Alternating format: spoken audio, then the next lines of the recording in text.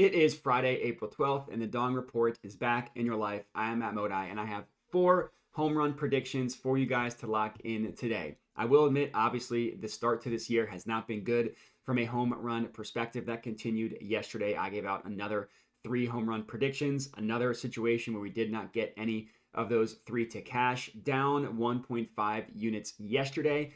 That now brings our loss on the year to a pretty grotesque down 10.5 units on the season. It's been pretty bad. There's no way around that. And being down the 10 unit mark already, not even halfway through April, that does mean I am going to switch up my strategy a little bit. So previously I had just been playing home runs and that's it. What I'm going to start doing moving forward is also playing total bases in certain situations where it makes sense. So I hopefully won't have the same problems that I've had where players will smack the ball, get a double, just won't have anything go yard or anything like that. Now, for today's slate specifically, that only really makes sense for one person. So I'm only going to have one play, whereas also going to be a total bases. But that is something that I'm going to start doing moving forward, which hopefully will combat the losses a little bit.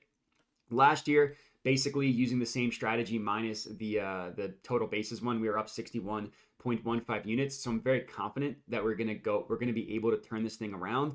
It's just been really bad at the start of the year. So for everybody who's been rocking with me still, the kind words I've gotten, I really appreciate this stuff.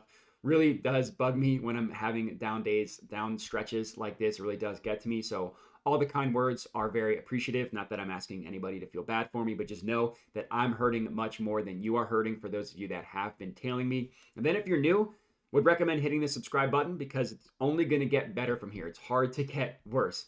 So again, appreciate everybody who has been rocking with me. And then for this video, like, comment, let me know if there are any players you like to hit a home run that I did not predict myself. But enough of that. Let's get into today's picks. Let's hope we can finally get donged today.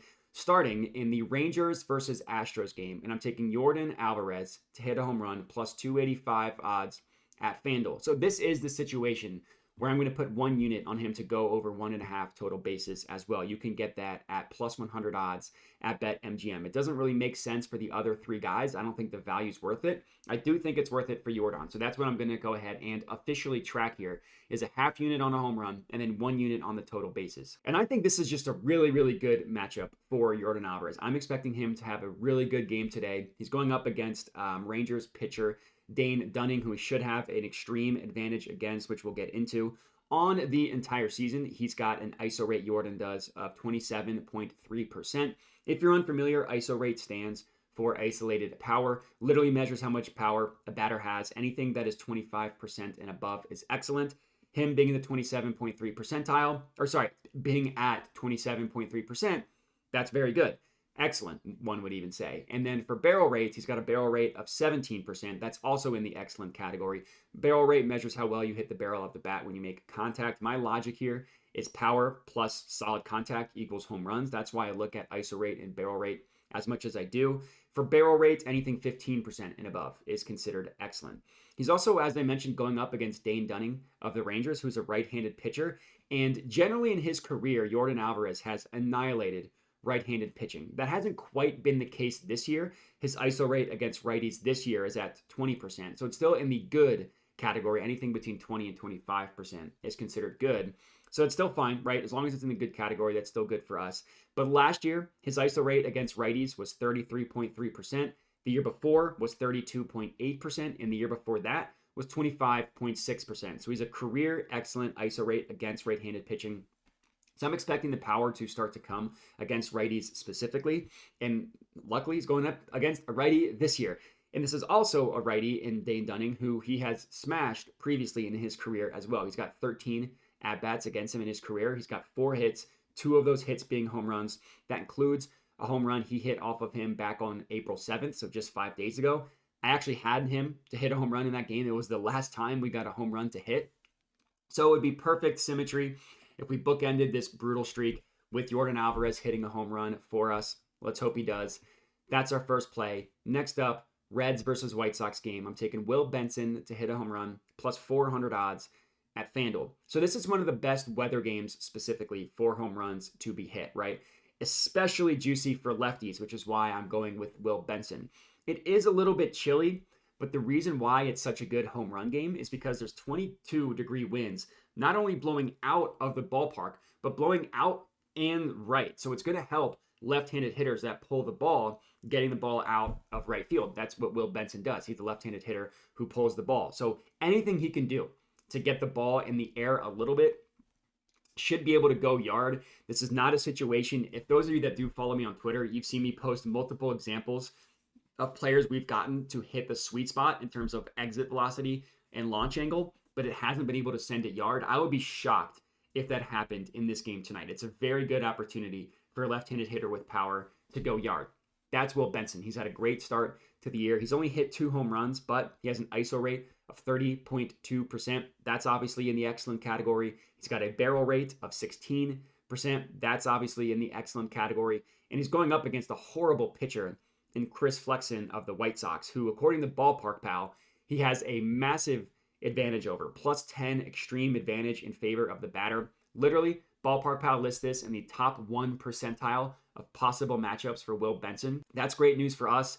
Flexen's also a righty. Will Benson this year has an ISO rate of 25% against right-handed pitching. That's excellent. Last year, it was 25.2% against right-handed pitching. That's also excellent. I love this play on Will Benson to hit a home run as our second play. Third up, Brewers versus Orioles game. I'm taking Gunnar Henderson to hit a home run plus 520 odds at FanDuel. So this is a very similar game in terms of weather to the White Sox game, where it's very juicy from a home run perspective for left-handed hitters specifically. It's almost the exact same scenario. It's 21 mile per hour winds with winds blowing from left to right. So it's not blowing as aggressively out of the ballpark as the White Sox game is, but it's still blowing out as opposed to in.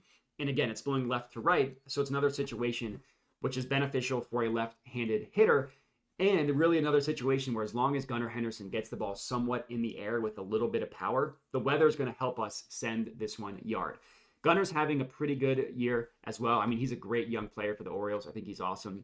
He's got 3 home runs on the year. He did just hit one yesterday. Sometimes that scares people off.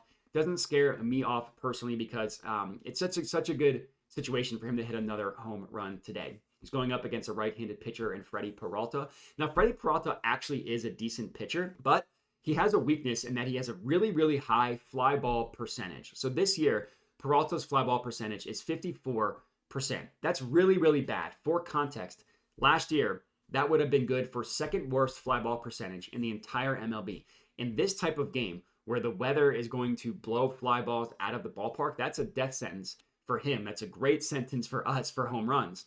And Gunnar is a good hitter, right? He's got an ISO rate of 29.2% on the entire season. That jumped up to 38.7% against right-handed pitching specifically. Last year, he was also much better against righties as well. He had an ISO rate of 27.7% against righties. Against lefties, it was all the way down to like below 20%. It was not even in the good category against lefties. So very dramatic splits between righties and lefties. And on the year, Gunnar's got a barrel rate of 13.5%. Not quite in the excellent category, but still good. Still what we look for in terms of home runs. So I love this spot for Gunnar Henderson. He just needs to get a hold of one a little bit, and it's going to be flown out of the ballpark thanks to the weather. So let's cross our fingers and hope that happens. We don't have another day of horrible luck. That's our third pick. Fourth and final pick of the video. We're actually going back to the Rangers versus Astros game, and we're taking Jerzy Diaz to hit a home run plus 525 odds at BetMGM. As always, we save our juiciest play of the day for last in terms of odds. Another play that I absolutely love. He also plays for the Astros, so he gets the same advantage going up against a bad pitcher for the Rangers in Dane Dunning. While Jerzy is only 0-3, Jerzy is 0-3 against Dane Dunning in his career, that doesn't really scare me off because this is another situation that should aggressively favor the batter. It's a plus 10 extreme advantage in favor of Ballpark Pal, top 2 percentile of possible matchups for Jerzy. And it's specifically a big matchup advantage for home runs specifically. Like if you look at how Ballpark Pal lists the advantage as in terms of home runs, first base, walks, doubles and triples, strikeouts, all that stuff. It's the biggest advantage specifically for home runs. So that's kind of why Jerzy, I think, is such a good play for tonight. Now, similar to Gunnar Henderson, he did hit 1 yard yesterday, but that also doesn't scare me off. He's been good recently. His ISO rate on the entire season is at 22%, which is good, not excellent. But if you look at it in the month of April alone, so you're looking at about 11 days worth of games, or 11 days maybe 10 games, depending on how many days they had off. That ISO rate jumps up to 30.6%, and all 3 of Jerzy Diaz's home runs have come in the month of April. Now, historically in his career, he's been much better against right-handed pitching than left-handed pitching. This year, that hasn't quite been the case. It's kind of mixed between the two. It's not aggressively one way or another. Last year, he had an ISO rate of 29.2% against right-handed pitching. Excellent. Against left-handed pitching, it was down to 16.3%. So kind of similar to Gunnar Henderson, where it's a massive gap between excellent and not even good between righties and lefties. And I will admit that the one downside for Jerzy is his barrel rate is not where we want it to be so far this year. Last year, it was at 12.2%. And this year, he has a hard hit percentage of 52.4%. So that's a really, really good number. He's been hitting the ball well. He has a history of barreling the ball up at a good threshold. So the hope here is that he starts to barrel them up more, continues that power. If he does, more home runs like yesterday are going to start to come for Jerzy Diaz. Let's cross our fingers that we get one tonight. That would be amazing. As long as we get one of these players to hit a home run, we will at least be in the green for the day, which is a nice start based on how things have been. And that's all we got, though. 4 dong picks for you guys to lock in. Make sure to like the video, comment, subscribe, all that good stuff. And the last thing I mention it at the end of every video, is that I do have a dub club where I send out plays directly to your phone for only $5 a month. It gets everything I play for baseball, basketball, football, whatever I play, I give out on Dub Club. And the way it works is the plays you see me give out for free on YouTube and on Twitter. So my NBA videos, my football videos, whatever. Those are the same plays that you get on Dub Club for $5 a month.